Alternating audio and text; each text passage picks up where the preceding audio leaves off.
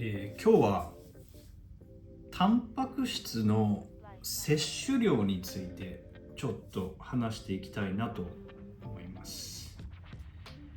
皆さんどうですかね。どれぐらいタンパク質取ってますかね、1日。定番だと体重かける2倍、ボディビルダーだと体重かける3倍のタンパク質が必要だっていうので、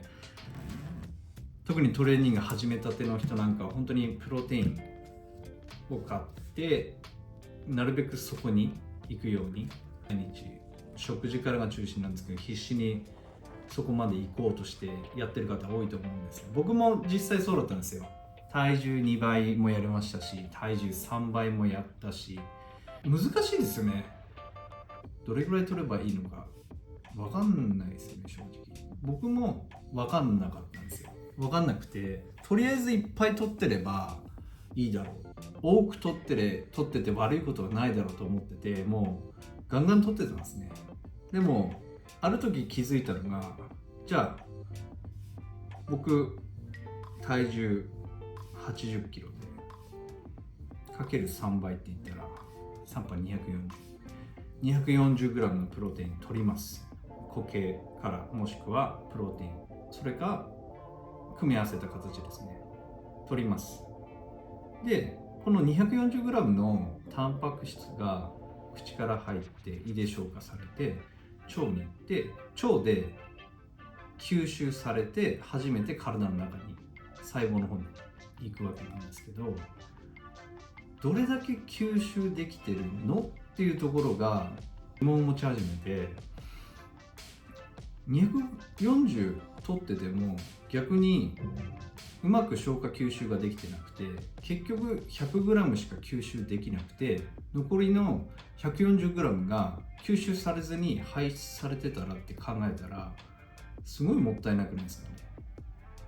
すごいもったいないなと思って、じゃあ逆にかける2倍の 160g を取って150g 吸収できてたら、そっちの方がいいですよね。そうなんですよ。そこに気づいてから、タンパク質の量ってあくまで言ってるの目安で、人によってその消化吸収の能力も違うし、その腸内細菌の種類や数も全然違うんですよ。なので人によって全然体のリアクションが違ってくるんですね。なのでそこに気づいてからは、もう本当に自分の体と対話する、自分の体の状態を見て、もうちょっと増やしてみよう、もうちょっと減らしてみよう、そういう試行錯誤をこう経て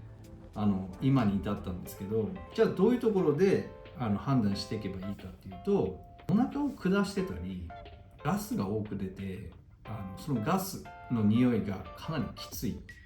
この状況になっている場合は消化吸収できてないと思っていいです。この2つを目安に調整してみてください。要するに、なんで腸内環境が悪化してそのガスが出て匂いが臭くなるかっていうと、消化吸収ができてないんで、要するに腐敗しちゃうんですよ。中で溜まっちゃってる、うまく消化吸収できてないんで。それがちゃんと吸収できてるうちって、そこもちゃんとしっかり吸収して、本当に残りカスだけがこう出てくる形になってるんで、